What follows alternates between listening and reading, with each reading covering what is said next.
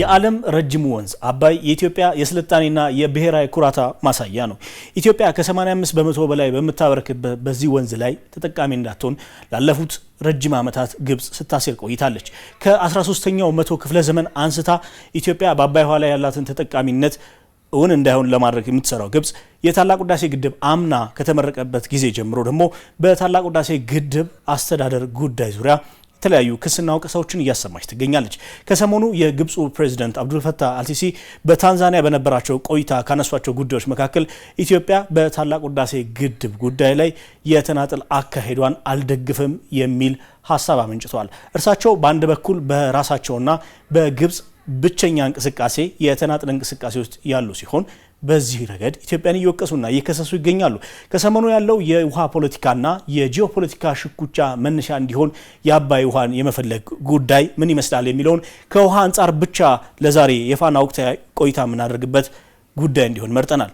ለዚህ ደግሞ በአሜሪካ ፍሎሪዳ ግዛት የሚገኙትና የውሃ ሀብት ተመራማሪና የታላቁ ህዳሴ ግድብ ዓለም አቀፍ የምሁራን ጥምረት አባል የሆኑትን ዶክተር ጥሩሶ አሰፋን ለዚህ ጋብዘናቸዋል።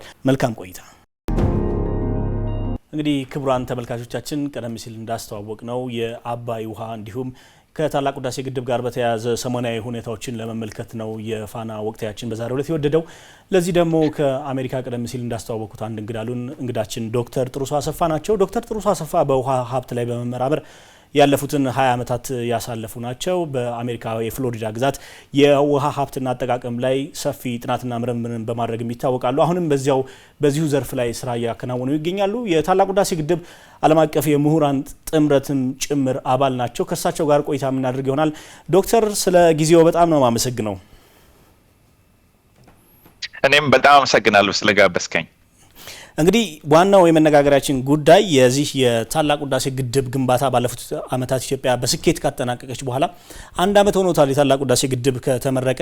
ነገር ግን ከ13ኛው መቶ ክፍለ ዘመን አንስቶ የግብጽ የኢትዮጵያን የአባይ ውሃ ፍትሃዊ ተጠቃሚነት ጉዳይ ላይ ያነሳቸው ያለው ጥያቄ ዛሬም በርትቶ ቀጥሏል። ለዚህ መነሻው ደግሞ ኢትዮጵያ በጋራ ተጠቃሚነት ላይ እያነሳቸው ያለው ሀሳብ አለ። ይህንን ያለመቀበል ፍላጎት ተጠናክሮ የቀጠለበትን የካይሮ አካሄድ እየተመለከትን ነው የምንገኘው።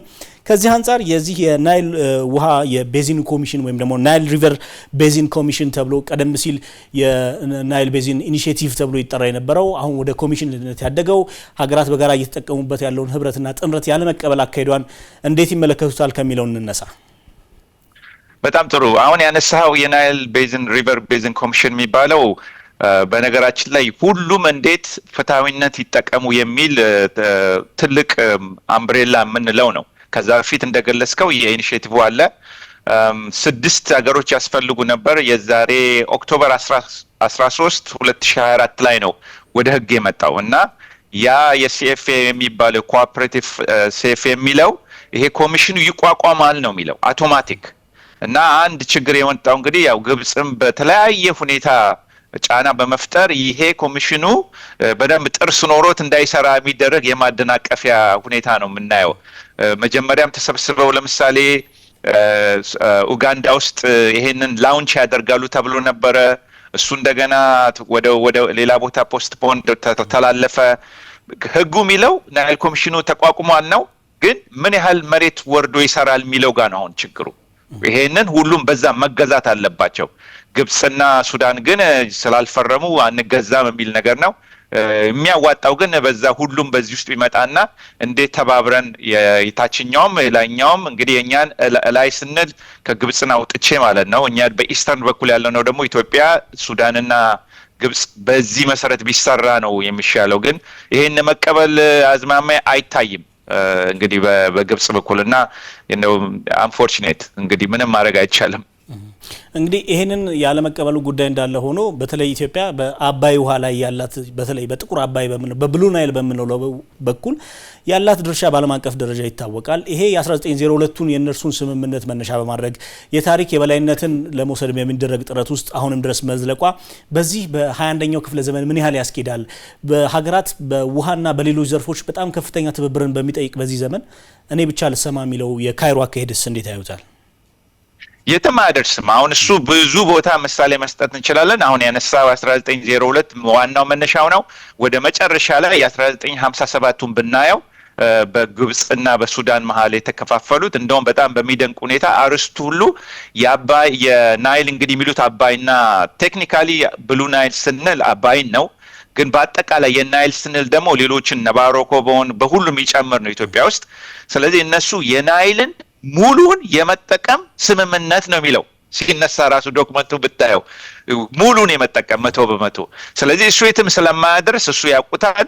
ኢትዮጵያ ደግሞ ያስላላት ነው ባለፈው የህዳሴንም ግድብ ጫና ልትወጣ የተቻለችው የራሷ የሆነ ድርሻ እንደሚያስፈልጋት። በእርግጥ አሁን ድርሻውን ባናቀውም ወደፊት ተባብረው ሊመጡ ይችላሉ እና ይሄ ሁሉንም የሁለት ሀገሮች ከታችኛው ግርጌ ሀገሮች ያሉት ሁለቱ 100% እንጠቀም የሚሉት የትም አያደርስም።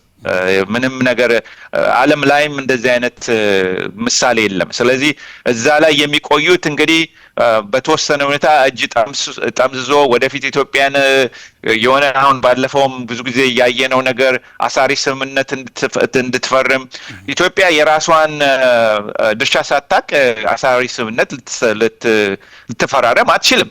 እሱን ግን እንደምን ብለው ይከቱታል ማለት ነው። ይሄን ያህል ይለቀቅልን፣ ድርቅ ሲሆን ይሄን ያህል ይለቀቅ፣ ይሄን ያህል ይያዝ፣ የሚለቀቀው ደግሞ ሁሌ ይሁን ብለው እቺነች ዞሮ ዞሮ ጠምዘዝ አድርገው ወደ አሳሪ ስምምነት የሚያዩት እና ሁሉንም ብታየው ከላይ ስታየው ሰላም ይመስላል። ሁሉንም ስታየው ግን ሙሉ ለሙሉ ውሃውን ለመጠቀም ለነሱ ለመጠቀም ስል ውሃውን እኛ ኮንሰፕቲቭ ዩዝ እንለዋለን። ለምሳሌ ለእርሻ ኢትዮጵያ ኃይል ብቻ እንድታመነጭና ውሃውን እንድትለቀው በቃ ምንም እንደውም የኃይሉን ማመነጫጨት ራሱ ልንመጣበት እንችላለን። ድርቅ በሚሆን ጊዜ እንዴት ይሆናል የሚለው ግን ያ እንደተጠበቀ ሆኖ እኛ ብቻ ነን ለእርሻና ለመጠጥ እኛ የምንጠቀመው፣ ኢትዮጵያ ኃይል ብቻ ነው የምታመነጨው፣ 100% እኛ እንጠቀማለን የሚል አካሄድ ነው። የትም አላደረሳቸውም፣ ወደፊትም የትም አያደርሳቸውም በዛ አይነት ግትርን የሆነ አቀራረብ።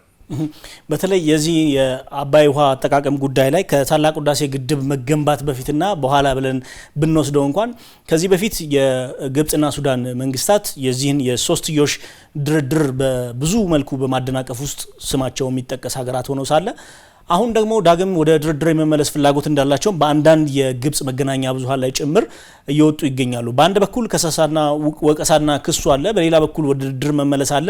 በሌላ በሶስተኛ ወገን ደግሞ ከተመለከት ነው ይህንኑ ጉዳይ እያጣመሙና ወደ ባይንዲንግ አግሪመንት የመምጣት ወይም ደግሞ አሳሪ ወደ ሆነ ስምምነት የመምጣት ፍላጎት አለና ይህንን ሲመለከቱት ይህ የአሳሪ ፍላጎት አሁን ጊዜው ነው ወይ?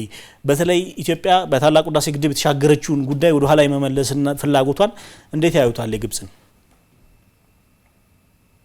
ይሄ የትም እንዳልኩት የትም አያደርስም። ኢትዮጵያ አሁን ትልቅ ነገር የህዳሴ ግድብ ራሱ መጀመሪያ ክርክሩ የነበረው እንዴት ይሞላ የሚል አንድ ነገር አለ። ከዛ ከተሞላ በኋላ ደግሞ እንዴት ይስራ የሚለው ነው ኦፕሬሽን የምንለው። አሁን እንግዲህ እንዴት ይሞላ የሚለውን ጨረስን። በቃ ግድቡ ተሰርቷል፣ ውሃውን ይዟል፣ አልቋል። ካሁን በኋላ መነጋገር የሚቻለው እንዴት ሲሰራ በየአመቱ እንግዲህ ዝናብ ከፍ ይላል፣ ዝቅ ይላል። አሁን በዚህ አመት ራሱ ወደ ኤልኒኞ የሚባል ፌኖሜና እናያለን። ዝቅ ከፍ ሲል እንዴት ነው ከአመት ወደ አመት መሰራት ያለበት የሚለው ላይ ነው። እዛ ላይ መነጋገር ይችላሉ። ግን እንዴት ይሞላ የሚለው ጋር እሱ አልፈናል። አንድ ሁለተኛ ይሄንን የሁሌ በአሳሪነት ይለቀቅ ከተባለ ኢትዮጵያ የራሷን ድርሻ ሳታደርግ መልቀቅ አትችልም። እሱ ነው አንዱ ችግር። አሁን የመጡበት ደግሞ እኔም የግብጽንም የሱዳንም ያየሁት ነበረ። አሁን ሱዳን ያነሳችው ለምሳሌ ባለፉት የዚህ በጁላይ አቆጣጠር አሁን ጁላይ ያለንበት በፊት እስከ 207 ሚሊዮን ሜትር ኪዩብ በቀን ይለቀቅ ነበረ። ኢትዮጵያ ወደ 129 ቀነሰችው ምናምን የሚል በቃ አሁን ጀምሯል። ጨዋታው ተጀምሯል። ግን ቆም ብለን ብናየው ኢትዮጵያ የምትለቀው እንደ ኤሌክትሪክ አመነጫጨቷና እንደ ኤሌክትሪክ አጠቃቀሟ ነው። ህዳሴ ራሱ እኮ መኖሩ በጣም ጎርፍ የሆነ ጊዜ በክረምቱ ላይ ይዞ ጎርፍ ያልሆነ ጊዜ ደግሞ መልቀቅ ነው። አሁን ቁጥሩን እንኳን ብናየው በጣም የደነቀኝ 129 ነበረ። 129 ሚሊዮን ኪዩቢክ በቀን ብትልኮ በአመት ብናሰላው ወደ 47 48 አማካኙ ማለት ነው። በፊት የሚለቀቀው ብለው ያሉት 207 አካባቢ ነው። እሱም በአማካኝ ብናሰላው 76 78 እንዲህ አይነት ውሃ ራሱ የለም። ስለዚህ ዞሮ የሚለቀቀው እንትን መቀነሱ የማይቀር ነው። ምክንያቱም ጎርፍ የመጣ ጊዜ ይያዛል፣ ሌላ ጊዜ ደግሞ ተስተካክሎ ይለቀቃል። እና አሁን ያነሱት በእርግጥ የግብጽ የሱዳን ነው። የሱዳንን ያስተጋቡት ቁጥሩን አይቼዋለሁ። ምንም ውሃ የማይቋጥር ነው። ይሄ ማድረግ ያለባቸው ምንድነው? በእርግጥም ኢትዮጵያ ከሱዳን ጋር ተነጋግራ እንዴት ነው ይሄ ሲሰራ የናንተስ ሁኔታ ብለው ሁለቱም ኮላቦሬሽን መጀመሪያ እኮ ኢትዮጵያ እሺ ብላለች። በነገራችን ላይ እንትኑን ብናየው በፊት የነበረው ስምምነቱ ላይ መረጃ መለዋወጥ የሚለው ነገር በሙሉ የተስማሙበት ነው። አሁን የሚያስፈልገው ለሱዳን የመረጃ ነው። ለምን ብትለኝ የሱዳን እንትኖች ግድቦች ብዙ መያዝ አይችሉም። አሁን ከህዳሴ በታች ያለው ሮዛሪስ የሚባለው ዲዛይኑ እስከ 7 ቢሊዮን ቢሆን መያዝ የሚችለው 3 ወይ 4 ቢሊዮን ነው። ኢትዮጵያ በአንድ ወር የምትለቀው እነሱ ጋር ይሞላል። ስለዚህ ውሃ ያጥራቸዋል የሚለው የትም አይደርስም። ግን ምንድነው መሆን ያለበት?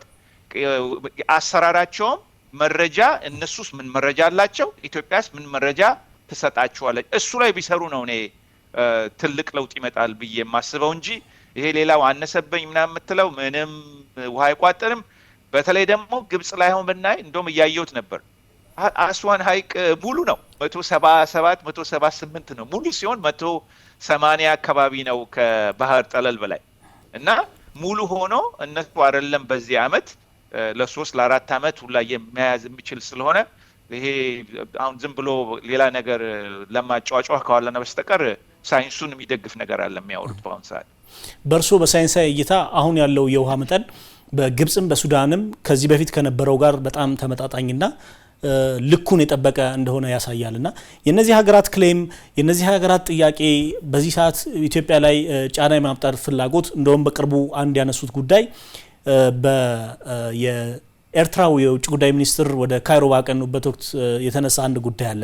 ኢትዮጵያ የቀይ ባህር ጉዳይ የሚመለከታቸው የተዋሳኝ ሀገራት ብቻ ናቸው የሚል ጥያቄ ይዘው መጥቷል። አንድ ከሰሞኑ እየሰማን ያለው የቲቦር ናጅ የቀድሞ የአሜሪካ ባለስልጣን በኢትዮጵያና በአፍሪካ ጉዳይ ላይ ብዙ ጥናትና ምርምርን በማድረግ የሚታወቁት ሰው ጉዳዩ ይሄ ከሆነ የድንበሩ ተጋሪ ሀገራት ብቻ ከሆነ የሚመለከታቸው የቀይ ባህር ጉዳይ በተመሳሳይ የአባይ ጉዳይ ከኢትዮጵያ የተሻለ ሀገር አይመለከተውም የሚል ጀስቲፊኬሽን ወይም ደግሞ እንዲህ አይነት ሎጂክ ይዘው መጥተዋልና እንዴት ተመለከቱት የእሳቸውን ሁኔታ?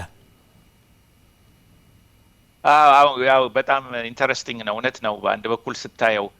ግን አሁን የውሃ ስናየው በእርግጥ የባህር አክሰስ እና የውሃም ይለያል። ግን በመሰረቱ ብዙ የሚጋጭ ነገር አይደል ብናየው። ውሃም ድንበር ተሻጋሪ ሲሆን እኔ ብቻ አይደለውም። ኢትዮጵያ እኮ እኔ ጋር ነው 85% ኢትዮጵያ ውስጥ ነው የሚወጣው። የቀረው 15 ከላይ የሚመጣ ነው። ግብጽና ሱዳን የተወሰነ አለ፣ ግን ዜሮ በላቸው እንደው በቁጥሩ ብናየው። ስለዚህ ኢትዮጵያ እኔ አብዛኛውን ስለማመነጭ በእኔ በኩል ስለሚያልፍ ሁሉም የኔ ይሁን አላለችም። አሁን እሱ ነው አየህ። እንደውም በጣም ይደንቀው እኮ ግብጽ እኮ ኢትዮጵያ አብረን እንስራ፣ ይሄንን አብረን እንስራ፣ ያለውን አብረን እንካፈል። እኔም ቢሆን እንደ ኢትዮጵያም ህዝብ እኮ በጣም በከፍተኛ ሁኔታ ነው የሚያድገው። ያንን ደግሞ በኢንዱስትሪ በእርሻ ራሱ በልቶ በቀን 2-3 ቀን በልቶ ሁሉን ሰው የሚፈልግበት ቦታ ለማድረስ ኢትዮጵያ የግድ መጠቀም አለባት። እና የአምባሳደሩ የተናገሩት በጣም የሚደንቅ አስተያየት ነው። አይ ቲንክ ጥሩ አድርገው ነው የመለሱላቸው። ዶክተር የግብጽ ዋናው አንዱ መከራከሪያ ጉዳዩ የአስዋን የግድብ ውሃ መቀነስ ጉዳይን ታነሳለችና አሁን ያለው አጠቃላይ ፍሰት በተለይ ቅድም ሲያነሱት እንደነበረው በሱዳን ያሉ ግድቦች አቅማቸውም ትንሽ ነው። በተለይ ጎርፍን በመቆጣጠር ረገድ ትልቅ አስተዋጽኦ የኢትዮጵያው የታላቁ ህዳሴ ግድብ መገንባት አስተዋጽኦ እንዳበረከተላቸው ይነሳል። ግን ይህንን ማመን ስለማይፈልጉ ከግብጽ ጎን መቆምን ወይም መሰለፍን ይመርጣሉ በዚሁ ጉዳይ። ሆኖም የአስዋን ጉዳይን ስንመለከተው አሁን ያለው የውሃ መጠን እንዲህ አይነት ጥያቄዎች ወይም ደግሞ ኢትዮጵያን በዓለም አቀፉ መድረክ የማሳጣት አካሄድስ ምን ያህል ያስኬዳል? አሁን ያለው እውነታ ምንድን ነው? ጥሩ ጥያቄ ነው። በነገራችን ላይ ይሄንንም በቅርብ ጊዜም እያየሁት ነበር። ይሄ በሳተላይት የሚገኝ ዴታ ነው። ብዙ ጊዜ የአስዋን ምንድነው የሚሆነው? የደረቀው ጊዜ ይጠቀሙና ዝቅ ያለ ቦታ ላይ ነው በአሁኑ ሰዓት የምታገኘው። ከዛ ልክ ክረምቱ ሲያልቅ ሙሉ ይሆናል ማለት ነው። በየአመቱ ሳይክል እንለዋለን። ወደ ላይ ይሞላል፣ በተወሰነ ይጠቀማሉ፣ ዝቅ ያደርጉታል፣ መልሰው ይሞላሉ ክረምቱ ላይ። ስለዚህ አሁን ብታያቸው እኛ ሀገር ሐምሌ ነሐሴ ስንል እነሱ ጋር ዘግይቶ ነው የሚደርሰው። ስለዚህ በአብዛኛው ነሐሴን አልፈህ መስከረም ድረስ ሄደህ ነው እዛ የሚደርሰው ብዙ ውሃ። አሁን ባለበት ውሃና በዚህ ሰዓት ባለው ሃይድሮሎጂ ስናየው እና ያለበት ቦታ ላይ በጣም በጣም ከፍተኛ ደረጃ ላይ ነው ያለው። አይደለም በዚህ አመት በሚቀጥሉ 2-3 አመቶችም እንደው የዚህ አመት ራሱ ብዙ ባይደርሳቸው እንኳን ባይደርስ የዛሬ ገና እኮ 1-2 ወር ይቀራል። ገና አላለቀማ የእንትኑ የዝናቡ ወቅት። ስለዚህ ይሄ መነሻ ያደረጉት እንደው ዝም ብለው ባለፈው የሱዳንም ነገር ስለተነሳ ቀነሰብኝ የሚለውን እሱን እናራግበው ብለው ነው እንጂ ከነሱ ጋር ምንም አይነት ከድርቅ ጋር የሚገናኝ የለባቸውም በአሁን ሰዓት።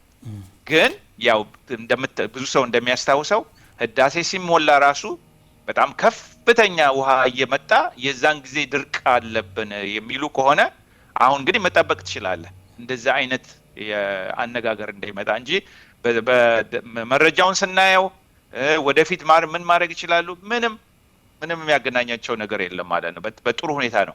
አንድ ምሳሌ ባመጣልህ በቅርብ ጊዜ ከህዳሴ ግድብ ጋር ይገናኛል። የእነሱ ሳይንቲስቶች የህዳሴው የኮርቻ ግድብ ቢፈርስ ምን አይነት ተጽዕኖ ያመጣል ብለው የማይሆን መረጃ በሳይንቲፊክ ጽፎ ነበር። አሁን እኛም እሱን በመከታተልና ይሄንን ዲባንክ በማድረግ ላይ ነው ያለነው። እዛ ላይ ሄደህ በጣም ይደግህ ምንድነው የህዳሴ ቢፈርስ ማለት እንትኑን በላዩ ቢሄድበት ነው የሚሉት። እንግዲህ በዚህ የኮርቻው ግድብ ሱዳንን ምን ያህል ያጠቃታል ብለው እሱን በሳይንስ ሰራም ብለው ምን አይነት ውሃ እንደመጣ ብታዩ ይደንቃል። ከኢትዮጵያ ውስጥ በቃ በዚህ ቤት እንትን ላይ ምንድነው መጽሐፍ ቅዱስ ላይ በነ ኖህ ጊዜ ሊመጣ የሚችል አይነት ዝናብ ብሎ ነው የሚገርም። እነሱ በሚፈልጉ ጊዜ እንትኑ ሊፈርስ ይችላል ሊጎዳል ሲሉ ውሃውን ያበዙታል፣ የሌለ ውሃ ያመጣሉ። አይ ደግሞ በድርቅ በኩል ደግሞ ለመናገር ሲፈልጉ እንዴ እኛ ምንም ድርቅ ሊገልን ነው ይላሉ። እና አብዛኛው የሚመጣው እንትን መከራከሪያ ነጥባቸው በሳይንስም በመረጃም የተደገፈ አይደለም በአሁኑ ሰዓት ምንም። የእነሱንም እንትን አይቼዋለሁ። ኢቨን አሁን በቅርብ ስብሰባ ነበራቸው። በዚህ ሰዓት ነው እንግዲህ እነሱ የአመቱን ፕላን የሚያደርጉት እና የራሳቸውም ጥናት የሚያሳየው ለሚቀጥሉ 2-3 አመት የዛሬው እንኳን የዚህ አመቱ እንኳን ብዙ ባይደርስ እንግዲህ ትልቅ ነው፣ ከኛ በላይ እጥፍ ነው መያዝ የሚችለው። እስከ 162 ቢሊዮን መያዝ ይችላል አስዋን። የኛ 74 ነው እንግዲህ እጥፍ በለው። ስለዚህ እነሱን የሚያስቸግራቸው ነገር የለም። ድርቅም በተመለሰ ወደፊት ሊመጣ ይችላል። አዎ ሁሌ እንግዲህ እርጥብ ሆኖ አይቀርም። አንድ ቀን ድርቅ ይመጣል። አሁን የሚቀጥለው አመት ምናልባት የቀነሰ ሁኔታ ሊመጣ ይችላል። አሁን በኤልኒኞን እያየ ነው ስላለ እና ያ ቀነሰ ማለት ግን እነሱ በቀጥታ እነሱ የኢትዮጵያ ያደረገችው አይደለም። ይሄ ምንድነው ማዘር ኔቸር ነች። ሲቀንስ አብሮ መስራት ነው እና በአሁን ደረጃ ያሉበትን ሳየው ምንም ከድርቅ ጋር የሚያገናኛቸው ነገር የለም። ከቀናት በፊት የወጣ አንድ የኢጂፕት ቱዴይ ዘገባን ስመለከት ነበርና በዚህ ዘገባቸው ላይ ኢጂፕት በታላቁ ህዳሴ ግድብ ጉዳይ ላይ በአስተዳደሩ ጉዳይ ላይ የኢትዮጵያን የብቻ አካሄድ እቃወማለሁ ትልና ከቀናት በኋላ ደግሞ የግብፁ ፕሬዝዳንት አብዱል ፈታህ አልሲሲ የአባይ ተፋሰስ አባል ሀገር በሆነችው ታንዛኒያ ተገኝተው የሁለቱን ሀገራት የዲፕሎማሲያዊ ግንኙነት የራሳቸው ጉዳይ ነው፣ ነገር ግን ከተመለከቷቸው ጉዳዮች መካከል በግብፅ ሚዲያዎችም ውስጥ ከወጡት የሚጠቀሰው በአባይ ተፋሰስ ጉዳይ ላይ በጋራ ሁለቱ ሀገራት ለማስራት ተስማሙ ይላል። እዚያ ጋር ኢትዮጵያን በብቻ አስተዳደር ወይም በዩኒላተራል አክሽን ይኮንኗታል። እዚህ ደግሞ እነርሱ ለብቻቸው ይሰራሉና ይሄ ምን ያህል ያስኬዳል? ይሄ በጣም አያስኬድም። አሁን የሚሄዱትን ደግሞ አሁን ይሄ በአብዛኛው ፕሮፓጋንዳ ነው። እኔ ፕሮጀክቶቹንም አይቻቸዋለሁ። ማለት ምንድን ናቸው? በትልቅ ደረጃ በደንብ ተጽዕኖ እና ችግር ይፈታሉ የምትላቸው ፕሮጀክቶች አይደሉም በነገራችን ላይ የሚሰሩት። አሁን የኡጋንዳን ማየት ይችላል። ታንዛኒያም ላይ የሚሰሩት ስራ አለ። ኢቨን ደቡብ ሱዳን ላይም የተወሰነ መስራት ይፈልጋሉ። ይሄ እየዞሩ የሚሰሩት ሞር የፖለቲክስ እና የጂኦ እንትን ጋር የተገናኘ ጋር አብዛኛው ፕሮፓጋንዳ ነው እንጂ የሚቋጠር አይደለም። መሆን የነበረበት እንዳልነው በናይል ሪቨር ቤዝን ኮሚሽን ውስጥ ሁሉም ሆኖ በዛ መሰረት ነው መሰራት ያለበት። አሁን ኢትዮጵያ ለብቻዋ ነው የምትሰራው። ዩኒላተራል የሚሉት ነገር አላቸው እንዴ። እኔ የ2019ንም 2020 ላይ የነበሩት ያኔ ለድርድር ለስምምነት አሳሪ ያሉትን እነሱ ያቀረቡትን ኢትዮጵያ ያቀረቡት በሙሉ አይቼዋለሁ። እንደውም ኢትዮጵያ አብረን እንስራ፣ እኔም እኮ መረጃ አብረን እንከፋፈል የሚል አለ።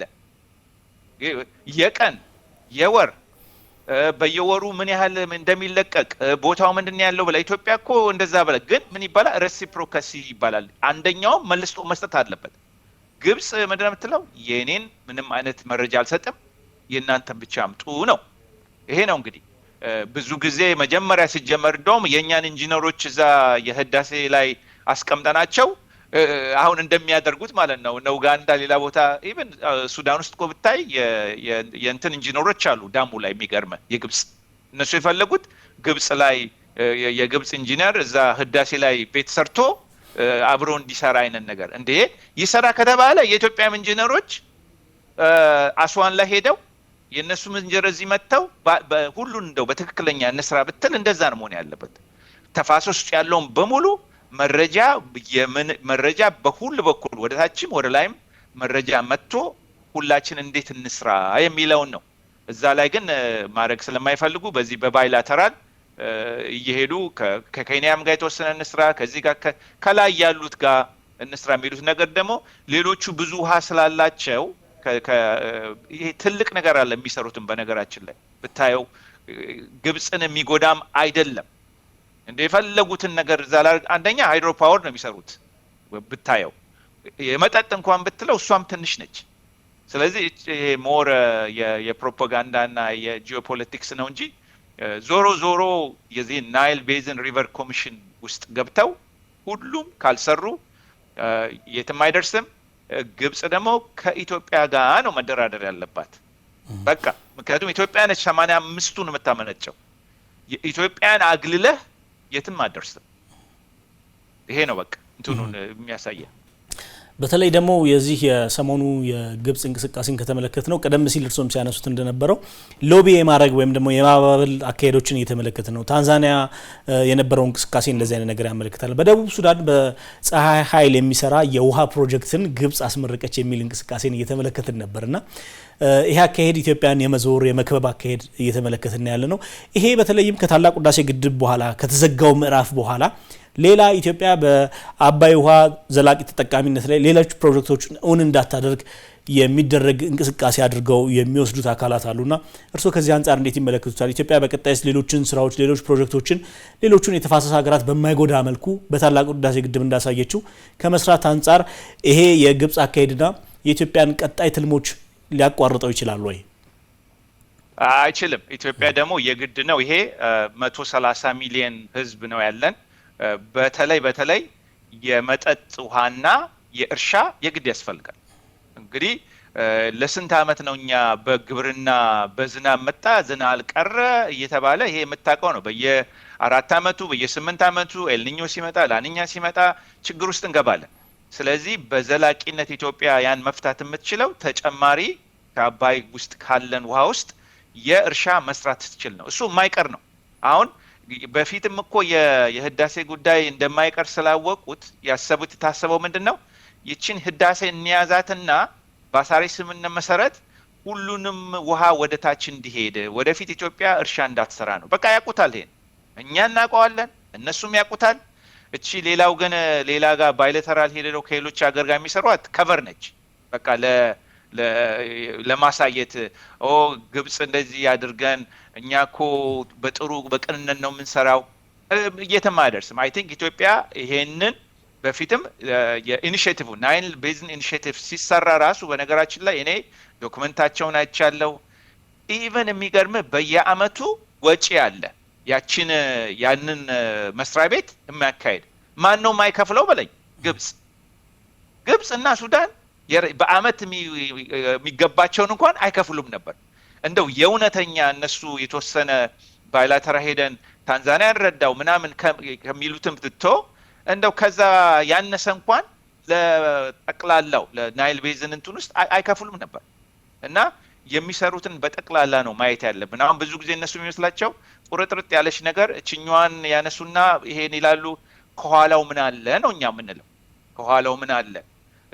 ፕሮጀክት የምትለው ደግሞ አብዛኛው የእነሱን ጥቅም የሚያመለክት። አንድ ምሳሌ ደስ ብዙ ሰዎች ላያውቁት ይችላሉ። ስለ ውሃ ኳሊቲ ሲነሳ ወይንም ደግሞ የናይል ወንዝ እንደ ተፋሰስ ናቪጌሽን እንለዋለን እንደ መርከብ ትንንሽ ጀልባዎች እንዲሄዱበት የሚል ትልቅ ፕሮጀክት ግብጽ አምጥታ ነበር። አሁን ስታየው ከላይ ማር የተወሰለ ነው። ይሄማ ከሆነ አሪፍ ነው ለሁሉም ሀገሮች ትላለህ አይደለ? ችግሩ የቱ ጋር መሰለ? እነኛ መርከቦች ለመጠበቅ ሁል ጊዜ ውሃ መልቀቅ አለብህ። ስለዚህ ኢትዮጵያ ውሃ ብዙ ማጠቀም አትችልም ማለት ነው። ገብቶሃል አይደለ? አሁን እነሱ የሚያዩት ከምን አንጻር ነው? ይሄንን አንደኛ በውሃ ጥራቱን ብትል በዚህ በናቪጌሽን ብለው ትልቅ ፕሮጀክት አምጥተው ነበር። ዞሮ ዞሮ ስታየው ግን ያ ናቪጌሽን መርከብ ከዛ አንስተህ አንድ ቦታ እስከ ግብጽ ድረስ ይሄድበት ካልክ ውሃ ሁሌ ይፈሳል ማለት ነው። ውሃ ሁሌ ይፈሳል ማለት እነ ኢትዮጵያ ለእርሻ አይጠቀሙም ማለት ነው። እና ብዙዎቹ ፕሮጀክታቸውን ብታያቸው ዞሮ ዞሮ የተለወሰ ነው። የሱዳንን አንስተሃል። የሳውት ሱዳን ላይ የሚገርም እዛ ትንሽ ለየት ያለ ነው። እዚህ ፍሎሪዳም ውስጥ አለ ዌትላንድ እንለዋለን። መሬት ቅርብ የሆነ ብዙ ውሃ ነው ያላቸው እና የሚተነው ብዙ ነው። እና እሱን አሁን በፊት የዛሬ ብዙ አመት 10 አመት 15 አመት ለምን ቀደነው ቱቦውን ውሃው ቶሎ ግብጽ እንዲደርስ የሚል ፕሮጀክት አምጥተው ነበር። ለምን አልተሰራም በለኝ። አሁን እሱ ቢሰራ ውሃውን አሽቀዳድሞ ግብጽ ጋር እንዲያመጣው ነው የምታየው። ግን የአየር ንብረቱን በሙሉ ትለውጠዋለህ። ምክንያቱም አየር ንብረት እዛ አካባቢ የሚመጣው ዝናቡም የተያያዘ ነው። ስለዚህ ብዙ ጊዜ የሚያነሱት ፕሮጀክት አንደኛ በባይላተራል ትንሽ በቃ የምናወራው እኮ $1 ሳንቲም እንደምንለው ነገር ነው። የዶላር አንስተ በአንድ ሳንቲም መጫወት እንደማለት ነው። በባይላተራል ይሄዳሉ ወይም ሌላ ፕሮጀክት ይምጣ ይባላል። ዞሮ ግን ውሃው በሙሉ በኮንሰፕቲቭ ዩዝ የምንለው በመጠጥና በእርሻ ግብጽ ላይ እንዲሆን ነው። ሱዳንም ራሱ አይፈልጉትም። በነገራችን ላይ ሱዳንም አሁን በህዳሴ የተነሳ ብዙ የእርሻ የማሰፋት ትችላለች። እሱም አይፈልግም በነገራችን ላይ ምክንያቱም ውሃ ሊጠቀሙ ነው ማለት ነው እነሱ። እና እንደዛ ነው የማየው። ይሄ የባይላተራሉ ምንም የትም አያደርስም እውነት ለመናገር። ልክ እንደ ናይል ሪቨር ቤዚን ኮሚሽን ያሉ የጋራ ማዕቀፎችን መጠቀምን ኢትዮጵያም ደጋግማ ስታነሳ የነበረው ጉዳይ ነው። ይህን ጉዳይ ግን ከመጠቀም ይልቅ ወደ በሁለትዮሽ ብቻ ግንኙነቶች ውስጥ የመታጠር አዝማሚያዎች አሉ። ይሄ እንግዲህ የኢትዮጵያን የዘላቂ አባይ ውሃ ተጠቃሚነት ጉዳይም የሚመለከት ነውና በዚህ ዘርፍ ያሉ የውሃ ሀብት ተመራማሪዎች ልክ እንደርሶ እውነታውን ለዓለም አቀፉ ማህበረሰብ በተለይ ከታላቁ ህዳሴ ግድብ መመረቅ በኋላ ስራ አልቋል፣ ሁሉም ነገር ተጠናቋል አይነት ስሜት እየተመለከትን ያለ ነውና ይሄ እንዳልሆነና ከ12ኛ 13ኛው መቶ ክፍለ ዘመን ጀምሮ የነበረው የግብጽ ኢትዮጵያ ላይ ያለው ሴራ ጉዳይ አሁንም የቀጠለ መሆኑን ለማመላከት ዓለም አቀፉ ማህበረሰብ እውነታውን እንዲረዳ በማድረግ አንጻር የምሁራን ልክ እንደ GICC ያሉ ጥምረቶች ምን አይነት ሚና መወጣት አለባቸው? ይሄ በጣም ጥሩ ጥያቄ ነው ያነሳው፣ ወሳኝ ነው። በዚህም ምክንያት ነው የኛ የገርድ ኢንተርናሽናል ኮላቦሬቲቭ ኮንሶርቲየም ብለን ይሄንን ያደረግነው። በፊት በ2020 በ2019 ብዙ እንደምታውቁት በዓለም ላይ ብዙ ግሩፖች ተፈጥረው ነበር እና እሱን አንድ ቦታ የማምጣት ስራ ነው የነበረው። ስለዚህ አሁን አንዳንድ ጊዜ በእርግጥ የህዳሴ ማለቅ የኤሌክትሪክ ኃይል ማመንጨት መቻላችን አቅማችንን ደብል ማድረጋችን ሁሉ ነገር ጥሩ ሆኖ ግን አይበቃም። እንደውም ብዙ ስራ አሁን እንዳነሳው ብዙ ስራ ይቀርብናል። ዋናው ትግሉ ራሱ የሚወጣ ይሄ ነው። በመጀመሪያ አንዱ ትግሉ ምንድነው? ኢትዮጵያ ምን ያህል ነው ከዚህ ውስጥ መጠቀም ያለባት የሚለው ትልቅ ገና ያልተፈታ ስራ ነው እና እሱ እንግዲህ ምሁራኖች አንዳንዶቹ አይ እኛ በቁጥር ባናቀው ይሻላል፣ አንዳንዱ ደግሞ አይ የኛን በቁጥር እንወቀው ሚል አይነት አለ። በሁለቱም እንግዲህ በደንብ ይሄ አይዲያ በደንብ ምንድነው የሚባለው ታይቶ ለኢትዮጵያ ምን መስራት አለበት የሚለው ጋር መድረስ አለብን። እንደውም በዚህም የተለያየ ፕሮግራሞች በዚህ በጂአይሲሲ ውሃና ኢትዮጵያ የሚል አዲስ ፕሮግራምም እንትን እያመጣን ነው። በዛ ውሃና ኢትዮጵያ ስንል የህዳሴንም ጨምረው ውሃ በአጠቃላይ ወደ ውጭም የሚሄደው አገር ውስጥም ያለውን ያንን አንሰጥንበታል እና አሁን እንዳልከው ትልቁ ስራ እንደውም አሁን ነው የሚቀርብን። አሁን ለምን ኢትዮጵያ በዚህ በእርሻ ራሷን ካልቻለች ኤሌክትሪክ ብቻውን እንትን አይልም። የግድ ፉድ ወተር ኢነርጂ ኔክሰስ ምን ነው አይደለ የመጠጣው አሁን ኤሌክትሪሲቲ እየተሰራበት ግን አሁን ከአባይ በላይ ከህዳሴ በላይ ያለውን እኮ ራሱ መልቲ ፐርፐዝ እንለዋለን።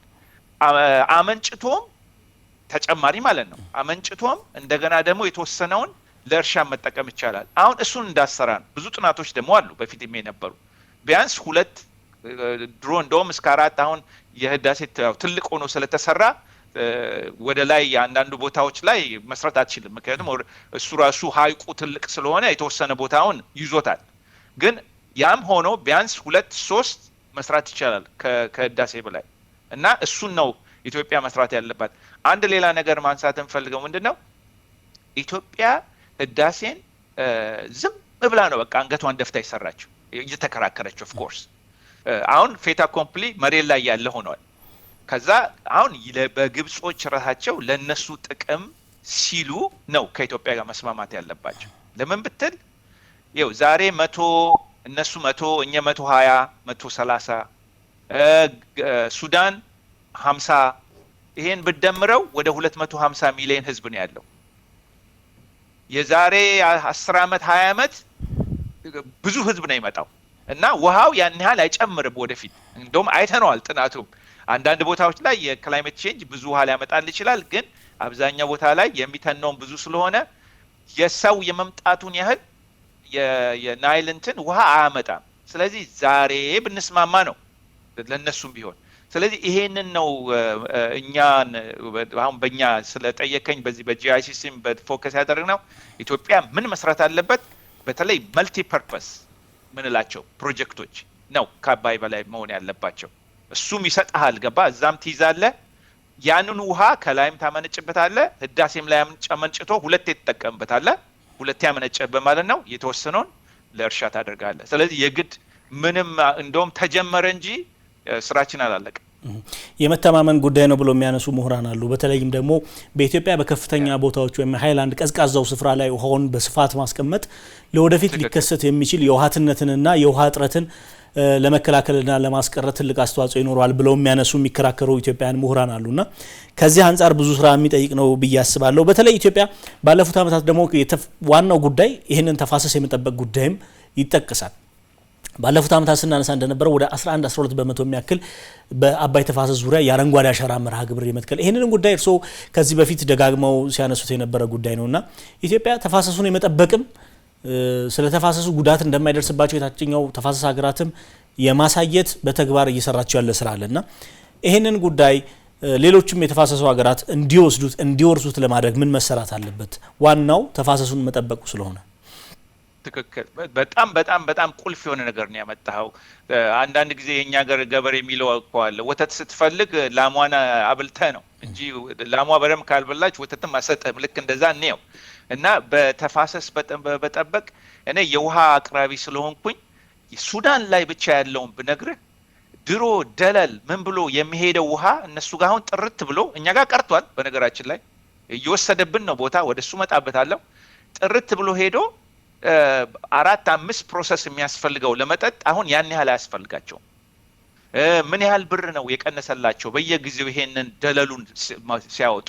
ምን ያህል ብር ነው የጨመረላቸው ኤሌክትሪሲቲ ሲያመነጩ? ይሄ የሚታይ ነገር ነው። ይሄ ደግሞ በነፃ ነው እነሱ ያገኙት። እኛ ጋር ግን በነፃ አልመጣም። ሲሆን እንዴት አድርገን ተፋሰሱን አብረን እንጠብቀው የሚለው ይመጣል። እሱ መደረግ ነበረበት። ሲሆን ከፍለው እና እንደውም ኢትዮጵያ ከፍላ ነው ለነሱ ጥቅም። አሁን ለሱዳን እኮ በጣም ይነቃል። ሱዳን በነፃ ብዙ ነገር ነው ያገኘችው። እሱ ነው። ሌላው ጥሩ ያነሳኸው የኢትዮጵያ ሃይላንድ ላይ ስለሆነ የሚተነው በጣም ትንሽ ነው። ቁጥሩንም አይተነው ነበር። 1.5 2 ቢሊየን አካባቢ ቢሆን ነው። ይለያያል እንትኑ ሰርፌሱ ወደ ላይ ሲሞላና እታች ሲሆን ይለያያል። ብዙ ሰርፌስ ካለ ወደ ላይ የሚተነው ይበዛል ማለት ነው። ሙሉ ሲሆን የሚተነውና ግማሽ ላይ ሆኖ የሚተነው እኩል አይደለም። እና 2 ከአንድ ተኩል 2 በለው። ግብጽ ላይ ስንት ነው በለኝ? 16 17። እኛ የመጀመሪያ ዓመት 2 ዓመት እንደዚህ የሞላናት በሙሉ እነሱ ጋር በአንድ ዓመት ተጣፋለች። ተመልከት። ስለዚህ አሁን እንዳልከው የእውነተኛ የመተዛዘን አብረን እንስራ ቢሆን ኖሮ አባይ ህዳሴ ላይ የተወሰነም ሊቀመጥ ይችላል የነሱም። ይሄ ደግሞ አዲስ ነገር አይደለም። በኮሎራዶ ሪቨር ቤዝን ብናየው ሌክ ሚድ ላይ ያሉት ስቴቶች አሁን እንደውም ችግር ውስጥ ገብተዋል፣ መቅረጥ አለባቸው። እሱ እንደውም ጥሩ ኤግዛምፕል ነው ለዚህም ለእኛም እንዴት አድርገን የድርቅ ጊዜ ሁሉም መቀነስ አለበት። አሁን ካሊፎርኒያ፣ ኔቫዳ እና አሪዞና በ3.2 ኤከር ሚሊየን ነው የቀነሱት። ሊቀንሱ ነው እንግዲህ መንግስት መጥቶ ከዛ በላይ የሚቆርጥባቸው እታች ያሉ ናቸው ማለት ነው። እታች ያሉ ሀገሮች ድርቅ ስለሆነ እኛ ከሚገባን እንቀንሳለን ብለው አሁን አዲስ የወጣ ነው። በ2 ቀን ነው 3 ቀን የወጣው ይሄ እንትን እንግዲህ ተመልከት። 7.5 ነው ወይ የታችኛ ሀገሮች ያላቸው ሚሊየን ኤከርስ ነው የሚሉት እነሱ። ከዛው 3.2 እንቀንሳለን ማለት ትልቅ ነው። ስለዚህ ግብፅን ማድረግ ያልነበረበት አሁን ለጊዜው የሚበቃ ውሃ አለ። ወደፊት ግን ድርቅ መምጣቱ ስለማይቀር እንዴት አድርገን ነው ይዛ ጊዜ ደግሞ ድርቁን ሁላችንም ሼር የምናደርገው? ሁሉም ሰው ከተሰጠው መቀነስ አለበት። ሌላ ደግሞ አሁን ልክ እንዳነሳው ድርቅን የመቋቋም በተለይ አብዛኛው ጊዜ በእርግጥ ምን ያህል ዝናብ እንደሚጨምር ግልጽ ነው። እንትኑ የሳይንሱም እዚህ ያለ የብዙ የዚህ የአረንጓዴ አሻራ አይነት አረንጓዴ ማድረግ ዝናብ እንደሚጨምር ሳይንሱ ግልጽ ነው። ግን በምን ያህል ወንዝ ይጨምራል የሚለው መጠናት አለበት። ለምን ብትል ዝናቡም እንደሚጨምረው እነኚህም ደግሞ ወደ ላይ ውሃ ስለሚጠቀሙ ዛፎቹም ይጠቀማሉ የተወሰነውን የጨመረውን ዝናብ ማለት ነው። ስለዚህ ዞሮ ግን በደለል ብትለው ይሄንን የዛ አካባቢ ያለውን ዝናብ የመቀየር ጥሩ ጎኖች ስላሉት ይሄን ነበር አብረን እንስራ። አሁን ባይላተራል ከኢትዮጵያ ጋር መስራት የነበረባት ግብጽ እኔ እነሱ ቢሆን እስቲ እንዴት አድርገን ይሄን ነገር አብረን እንስራው። እውነት እኮ ነው። እዚህ እናንተ ጋር ቢያዝ ይሻላል። ቢያንስ 5-6 ቢሊየን የሆነ ውሃ ዝም ብሎ ይተናል። እንትኑ ልዩነቱን ስታየው ማለት ነው።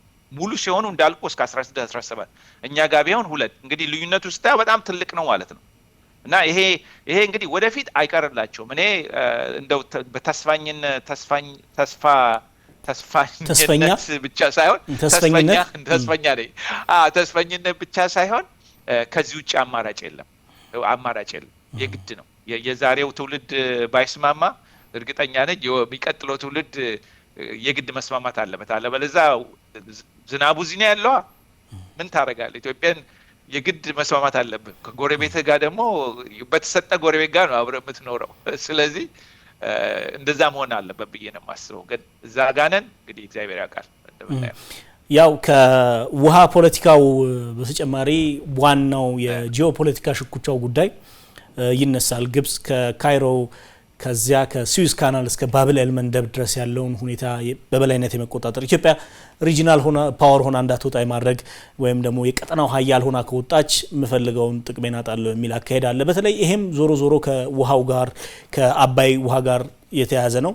ኢትዮጵያ የሁለቱን ውሃዎች ጉዳይ ዋና አጀንዳ አድርጋ እየሰራችበት ትገኛለች። በአንድ በኩል የአባይ ውሃ፣ በሌላ በኩል የቀይ ባህር ወይም አክሰስ ቱ ዘ ሲ እያለን የምናነሳውን ጉዳይ እየሰራችበት ትገኛለች እና ከዚህ አንጻር ብዙ የዲፕሎማሲ ጥረቶችንም የሚጠይቅ በተለይ በዲፕሎማሲ ነገሮች በሙሉ በዲፕሎማሲ መፈታት አለባቸው የሚለው የኢትዮጵያ አቋም አሁንም እንዳለ ነውና በሀገር ውስጥም በውጭም ያላችሁ የውሃ ዘርፍ ተመራማሪዎችና ባለሙያዎች በዚህ ዘርፍ ተቀራርባችሁ ሌሎች ተጨማሪ ስራዎችን ተጨማሪ ጥናትና ምርምር ውጤቶችን እንዲህ ያሉ ቀደም ሲል እርሶም ሲያነሷቸው የነበሩ በተለይ ከውሃው ጋር ተያይዞ ከትነት ጋር ተያይዞ ከውሃ አጠቃቀም ጋር ተያይዞ ከአካባቢ ጥበቃ ጋር ተያይዞ ኢትዮጵያን ሁልጊዜ ለመውቀስና ለመውቀስ የሚሄዱ አካላት በዛ በኩል ያለው ፋክት እንደሚወጣ ማሰብ አለባቸውና ከዚህ ጋር ተያይዞ ተቀራርባችሁ እንደምትሰሩ ተስፋ እናደርጋለን።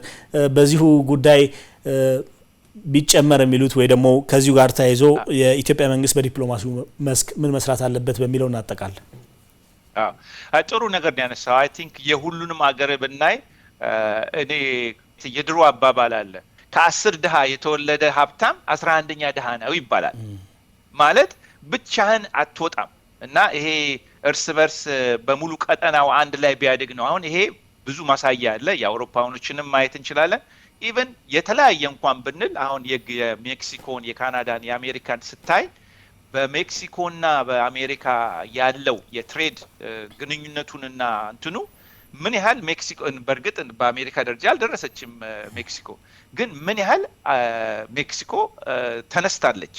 ምክንያቱም ማአት ነገር ከዛ የምንወስደው አለ። አሁን አቮካዶ የለም ከተባለ ችግር ውስጥ እንገባለን። በነገራችን ላይ እዚህ ሄጄ የምንበላው አቮካዶ ከነሱ ጋር ነው የመጣው አብዛኛው እና አይ ቲንክ ግብፅም ሌሎቹም ስታየው አንድ ብቻዬን ወጥቼ ብቻዬን የሚለው የትም አያደርስም። ችግሩ ግን እንዴት አይነት መሪውም ትላለ ሰውም ትላለ። በፊት እኮ ይሻል ነበር እንደው ይሄ የህዝብ ለህዝብ ግንኙነት አለ ነገሮች ካልተሰሩና እዛ ጋር ካልተደረሰ ምንም ለግብፅም ቢሆን እኔ ግብፅና አሁን ብዙ ጊዜ ይሄን ብዙ ጊዜ በደንብ ስላጠናሁት የአባይ እንትን ኢትዮጵያና ግብፅ ከተስማሙ በቃ አለቀ። ቶ ይሄ ሱዳን ምናምን የሚለውን በሙሉ ቶ ኢትዮጵያና ግብፅ ናቸው በቃ ጨዋታው ያለው። ምክንያቱም ኢትዮጵያ ነች አብዛኛውን ያዘችው የምታመነጨው። ይሄ ሌላውን በሙሉ ቀስ ብለው እነሱ ማሳመን። አሁን ኢትዮጵያና ግብፅ ተስማምተው ቢመጡ ሌሎቹ የቀሩ 8ቱ ምንም አይናቸውን ጨፍነው ይፈርማሉ። እንደዛ ነው ማየት ያለብን እና ለሁለቱም ደግሞ አንዴ ያገናኛቸው ነገር አለ። የትም ወደፊትም ብንገፋው የማይቀር ነው። የዛሬ 10 ዓመት፣ የዛሬ 20 ዓመት፣ የዛሬ 50 ዓመት ይሄው ችግር ይጠብቀናል። ኢትስ ቤተር አሁን ቢሰሩ ነው። እኔ በዛ ነው የምለው። አንድ ያየሁት አትሊስት ፕሮፌሽናሎች ጋር እኔ ከምሰራው ከተወሰኑ ግብጾች ጋር በነገራችን ላይ እኔ የሆነ ሳይንቲፊክ ከግብጽ ከሁለት ሰዎች ጋር ጽፌ ሌላኛው የማይሆን የሚያወራውን ግብጽ ተቃውመን እንደውም ልጆቹ እስከ ህይወታቸውን ሁላ ሲያስፈራሯቸው ግብጽ የሉም እነሱ። አሁን አንዱ ጃፓን ነው፣ ሌላኛው ያሉት ከኔ ጋር ስለሰሩ ነው። እንዴት ከኢትዮጵያ ጋር ትሰራላችሁ ብለው እኛ ሶስታችን የማይሆን ነገር ሌላኛው ግብጻዊ ያውጥቶ ነው ትክክል አይደለም። ይሄ በተለይ ህዳሴን ጉዳቱን በተመለከተ 70% እርሻ ይጠፋል። አሁን እኮ አንዳንዴ ወደ ኋላ ሄጅ ያስቀመጥኩት ማለት አለኝ የዛ ጊዜ የሚወራ ሳይንቲፊክ ፔፐር ላይ ያወጡት ሰዎች ዜሮ ነው። አየ ለእንትን ለሚዲያ ጋጋታ ለምናምን ተጠቀሙበት እና እንደዚህም ሰዎች አሉ ልል ነው። እኔ ተስፋ አልቆርጥም። በሱዳንም ብትል በግብፅም ፕሮፌሽናሎች አሉ።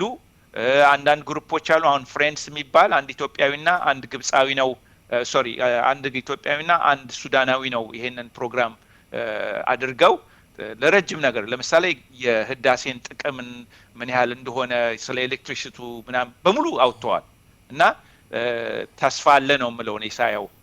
ግን እታች ያለው ሳይንቲስቱ እንደፈለገ እንትን ብሎ ያመጣ እላ ያለው ፖሊሲው ሌላ አይነት የሚመራው ከሆነ ይከብዳል። ግን የጊዜ ጉዳይ ነው። ቦተም አፕ መስራት እንችላለን ባይ ነኝ። ዶክተር ጥሩሶ አሰፋ ከአሜሪካ ፍሎሪዳ የውሃ ሀብት ተመራማሪና የታላቁ ህዳሴ ግድብ ዓለም አቀፍ የምሁራን ጥምረት አባል በወቅታዊው የግብጽ የኢትዮጵያ ክሶችና ተያያዥ የውሃው ጉዳይ ላይ ስለሰጡን ማብራሪያ ከልብ ነው አመሰግነው። እኔም በጣም አመሰግናለሁ። ክቡራን ተመልካቾቻችን ስትከታተሉት የቆያችሁት በሰሞናዊው የግብጽ የታላቁ ህዳሴ ግድብና በአባይ ውሃ ተጠቃሚነት ዙሪያ እያደረገችው ያለችው እንቅስቃሴና በኢትዮጵያ ላይ እያሰማች ያለችው ወቀሳና ክስን በተመለከተ ከአሜሪካ ፍሎሪዳ የውሃ ሀብት ተመራማሪ ከሆኑት ዶክተር ጥሩሶ አሰፋ ጋር ያደረግነውን ቆይታ ነበረ። ከፋና ወቅታዊ ጋር ምስክር ስናፍቅ አብራችሁ ቆየሁ። ጤና ይስጥልን።